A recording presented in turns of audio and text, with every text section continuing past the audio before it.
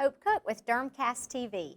Today I have Andrew Baker. Andrew is a PA who works in surgical and medical dermatology. And Andrew, you started out in plastic surgery, right? Correct, yes. And I hear that you recently did your 10,000th surgery. Yes, very exciting, very exciting. Very impressive.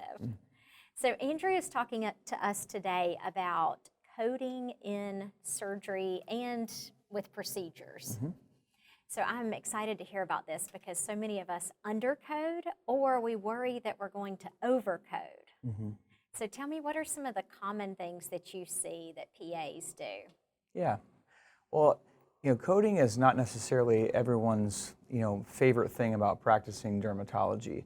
And oftentimes you can be omitting really important information, whether it's on your coding or during your documentation, that will either over or undercode your bill. So it's really important to get enough information out to PAs, and no matter what you're doing, whether it's just procedures or surgical dermatology, because and having a very close relationship with your coding and billing department. Yes. Because if you are all not on the same page, it really doesn't matter if you're doing everything correct. They still might not be appropriately utilizing the codes and getting proper reimbursement. So I would say as the biggest thing that anyone can do would be to have conversations with their billing department and coding department, so you have the same plan of action and expectations about how to appropriately bill. What would you ask? Like, am I getting denied on certain things, or are you seeing pushback against?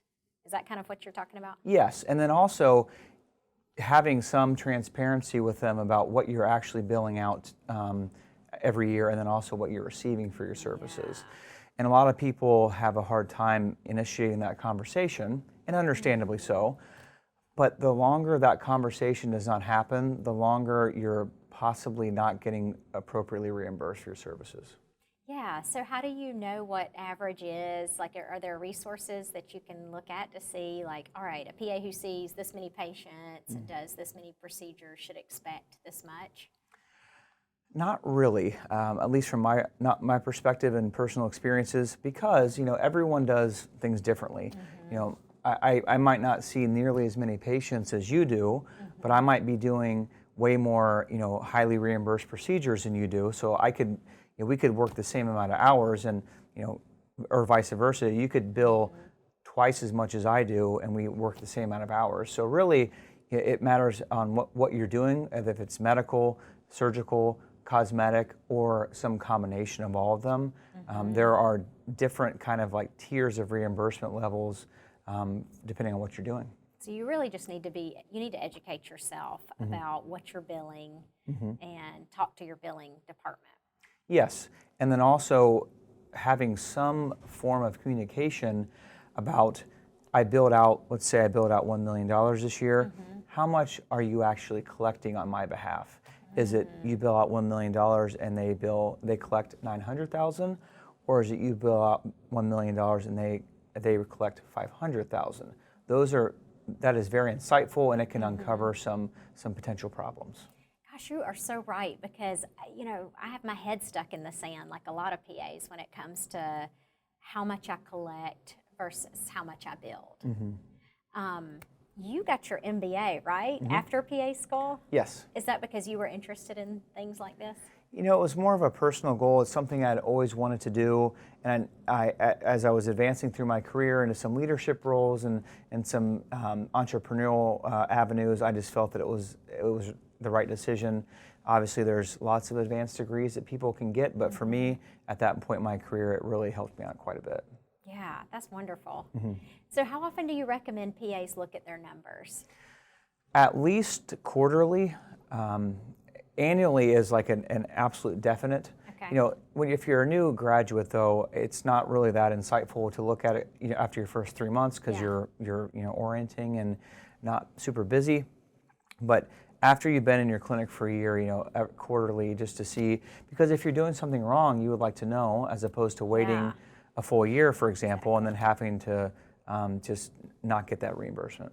Yeah. You mentioned location too when you're doing biopsies or procedures. Can you talk a little bit about how that impacts billing? Absolutely. So is this, an area right here? Is it your neck or your trunk? Is this your, is your shoulder, your trunk, or your extremity? When you're doing facial biopsies or eyelid biopsies or ear or nose, some of these are billed differently. And so if you're not doing, and if your surface anatomy is not correct, or you're just overly generalizing, that can affect you as well.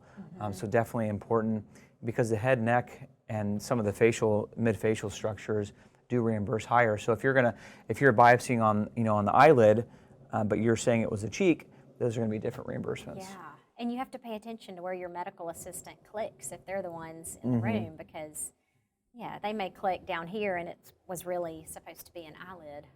Lots of early training that needs to go on between the practitioner and the support staff to make sure everyone's on the same page. What are some of the biggest mistakes you see as far as PAs and our billing? Well, the things I mentioned for sure. Intralesional injections are a big thing. Sometimes people are underutilizing and inappropriately billing for that. Milial cyst, I gave an example yesterday during my talk that some people are coding an IND for that, which is inaccurate. When there's actually an acne surgery code that you can use, it does reimburse well, and it covers up to 7 at a time. So it helps you. It's a great code to use because the patients are happy when they leave, and you've been appropriately reimbursed for your services. So those are big. But even more detailed and in depth is excisions and closures. So if you're not sure about some of the language that needs to go into a code for an intermediate versus a complex repair, those are several $100s different per code. So that's a big one, and there's lots of verbiage that needs to be used to differentiate those. And there are definitions and criteria you can look up, right? Yes, correct. The other thing I've noticed is that if patients have a huge deductible, sometimes it's helpful for us to have an idea of how much something is billed out, because patients can get really upset if we've billed for acne surgery and we just extracted $1 million. Sure. So do you talk to PAs about that? Yeah. Having a good understanding about what the most commonly used codes are is important. Just not having any idea when somebody asks you how much the skin tag removal is going to be, or something that's really common that is every derm PA pretty much does.